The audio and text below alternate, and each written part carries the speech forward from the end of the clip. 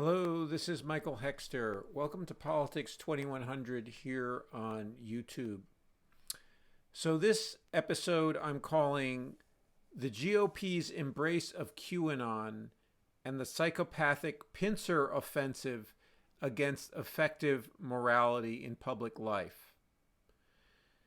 So, this is a observation or maybe an insight. You'll see, you can judge for yourself whether it's an insight or not, into the overall strategy of the GOP with regard to using QAnon, among other things, as a tool to get elected and to gain power. And so this is the immediate occasion for this is that in the KBJ Ketanji Brown Jackson hearings, the Josh Hawley and others have, and beyond in those hearings, just in general, there's been a flush of strong influence of QAnon style sex abuse, accusations, innuendo directed at Democrats from Republicans. And, as you may know, obviously, or as you do know, probably, QAnon revolves around a psychotic fantasy about, collective fantasy about Democrats being satanic child sex abusers. And this, people have been starting to make the connection with the 80s and 90s, when you had these basically moral panics about childcare and child abuse at childcare facilities, and you had this the whole issue of recovered memories and leading questioning and so forth and so on, implanting memories in people via various forms of hysteria, or that they had been abused in systematically in a satanic way in child care facilities, and so this certainly what's going on with QAnon. QAnon is is obviously a phony theory. Let's say there are a few shreds of real world, like Jeffrey Epstein was a child, sex trafficker, and or teenage, whatever, tween, whatever, underage women, underage girl, and maybe even boy, I forget exactly, but anyway, so there, and he was involved politically, or he had political involvement with both Democrats and Republicans. So, but the notion that it's only Democrats that have that particular issue with Jeffrey Epstein or Ghislaine Maxwell is a purely political fabrication. The right wing attempting to preemptively project outward its own dark fantasies and impulses.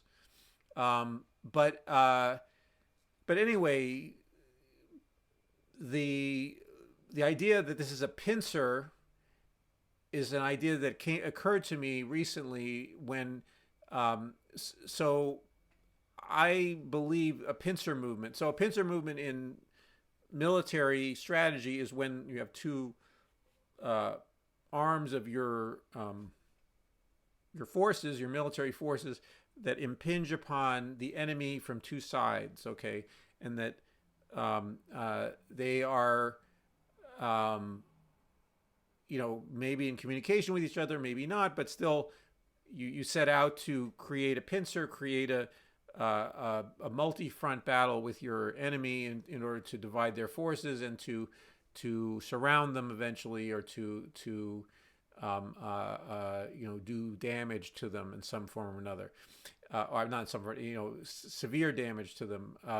And so anyway, this pincer that I'm talking about is it's about a more abstract idea that nevertheless I think underlies the GOP's overall strategy. Okay, so, and I call it a psychopathic strategy because, as you know, if you've been following some of my writing and also other people's writing in the area of psychology of right-wing authoritarianism, and there was an earlier episode of Politics 2100 where I talked about this bi-level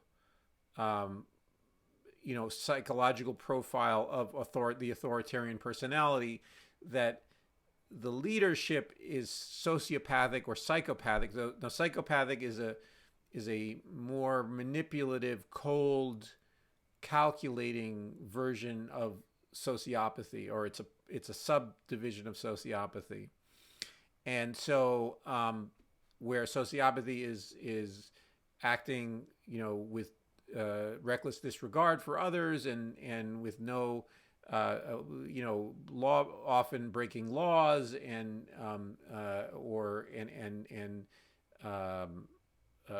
endangering other people, hurting other people because it's in your interest per se, that you're and it's an extreme form of narcissism, you could say, sociopathy.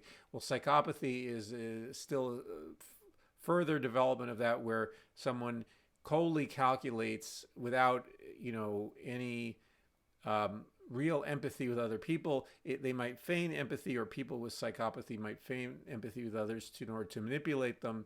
So, but it is a cold, calculating version of sociopathy. So anyway, and the right-wing leadership is, according Altemeyer has done studies that suggest that people attracted to right-wing leadership in the authoritarian movements or tend to be sociopathic in their personality type, and so they are manipulating the followers, and they manipulate also other people outside the movement, the right-wing authoritarian movement, and they, with various strategies, among other things. So this strategy is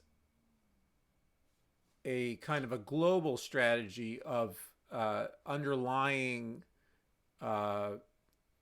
the right-wing political project.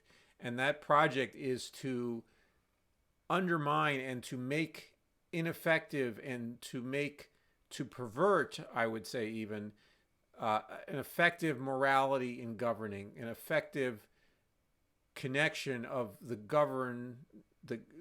people who leaders, okay, the elected officials, or if it's not a democracy, some other form of government, but still the leaders having some kind of moral obligation, a sense of to do better by the population, and to feel a sense of obligation and commitment to helping others, to serving other people, and serving the nation overall. And so the right wing, at least in its most recent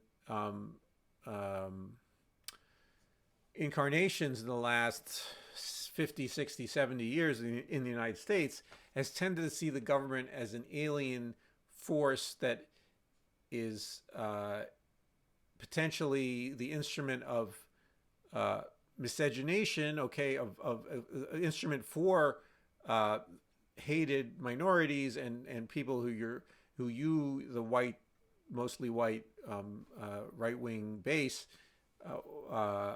think are beneath you, and it's become the idea that people who you have that there's an obligation to have an egalitarian, inclusive society, that all of that morality is considered to be anathema, and so any appeals to morality is considered to be is mocked endlessly by people like the late Rush Limbaugh and so forth and so on. The whole Fox News, it's a staple of the right-wing discourse in the last 50, 60 years has been to lampoon and to mock and to look askance at any ideals that would motivate a person to try to do better, to try to improve the society overall.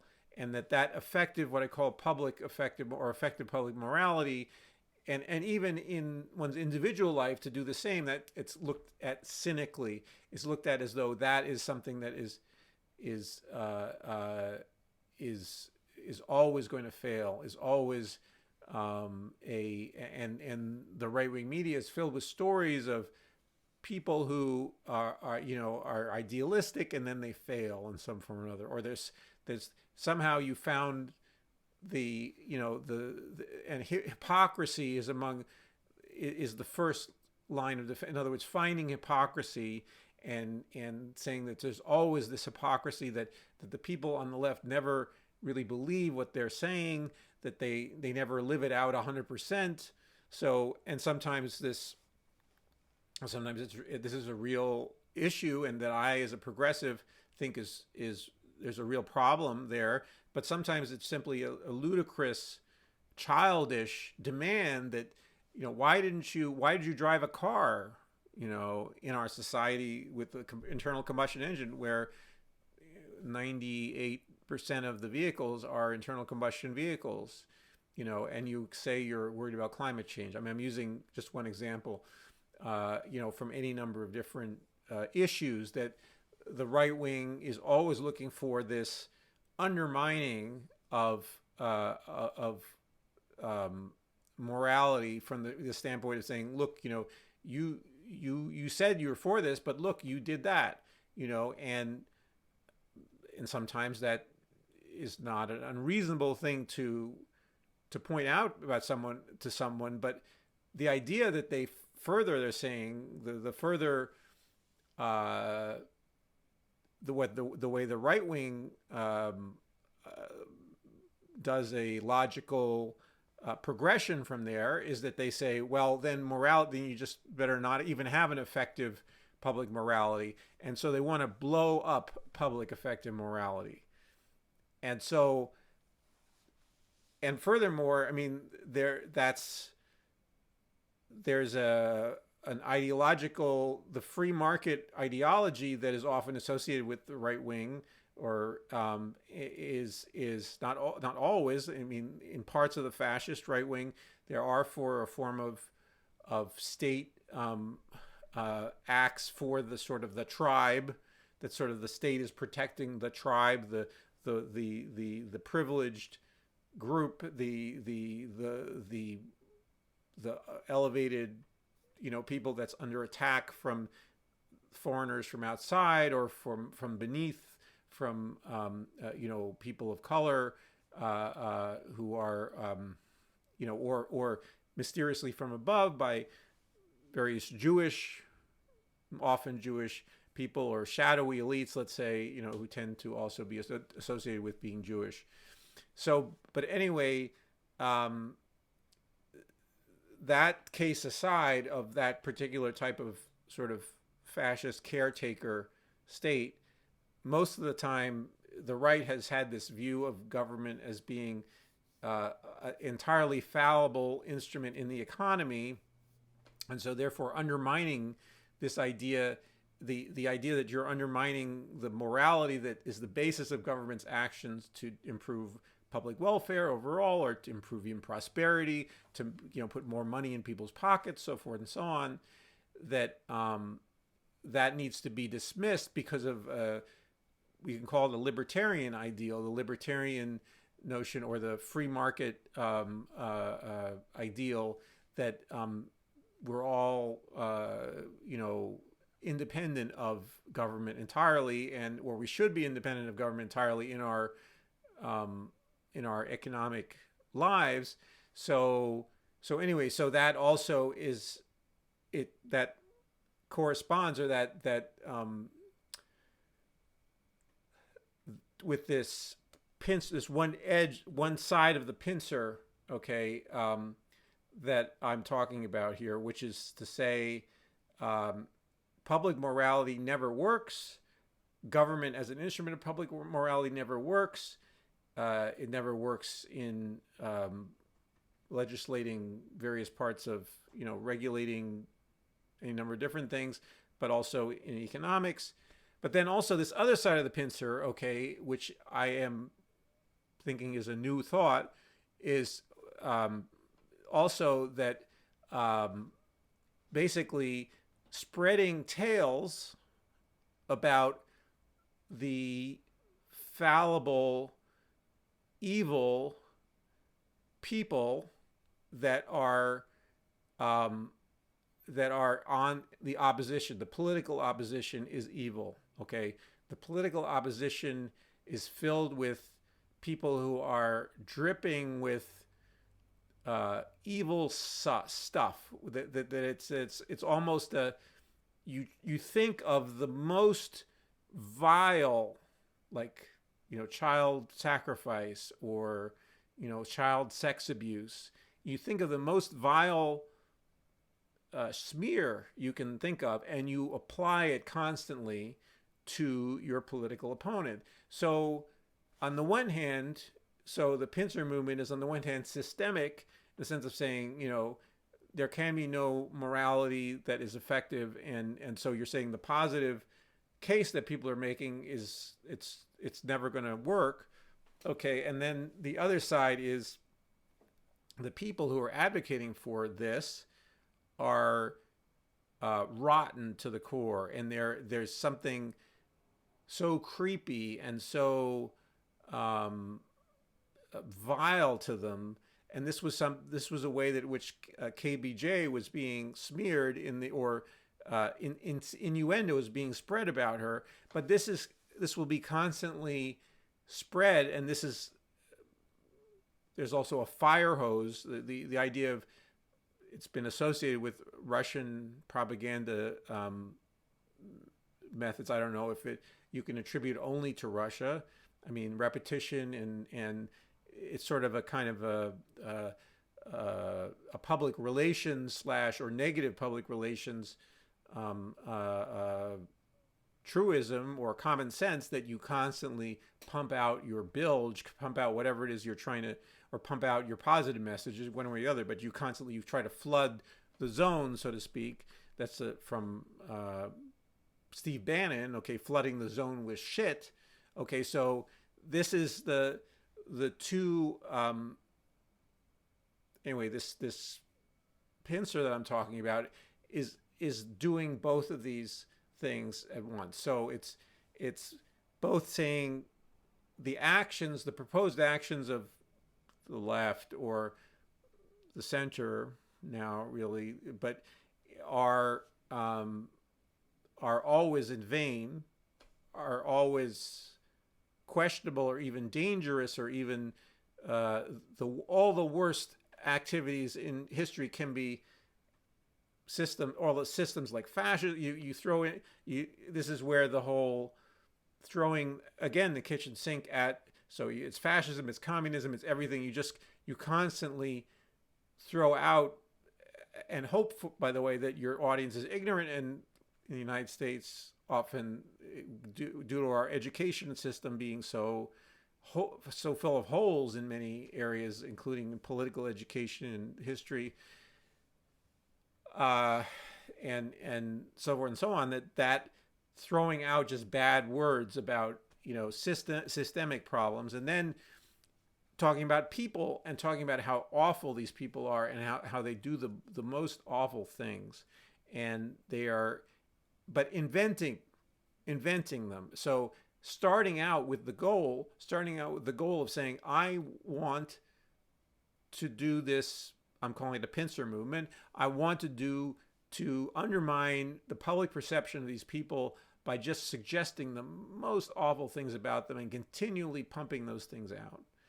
So this is a complicated concept. So concept A is complicated, and concept B is also complicated in some way or another. And it is actually, it is quite projective, I think, in a way, because this is all extremely evil, okay, in my opinion. So evil, not in a sort of in a creepy, grotesque. I mean, it is creepy, but not in the sort of invented, grotesque kind of way. But it's simply, we as a species need our morality. We need our government to do things in a way that's logical, thoughtful, based on reality, and based on our best impulses, our most cooperative impulse, our most or collaborative impulses, let's say, democratically, inclusively, trying to move ahead within our society. Otherwise, we're going to basically burn ourselves up on this planet. And so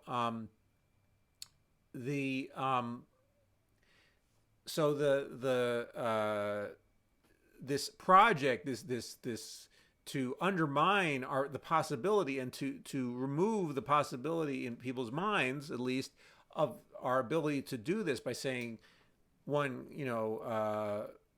government and using your moral impulses in government is always going to fail, and two, the people who are saying you should do that are the most evil, terrible people, when in fact and this is, even a level of, it is kind of Baroque, that's projective. And in other words, you guys are doing wrong, let's say, in a big way. You, the right wing, are doing wrong by lying, by smearing other people, by making people helpless in the face of real problems, and trying to gain power by making them feel helpless, by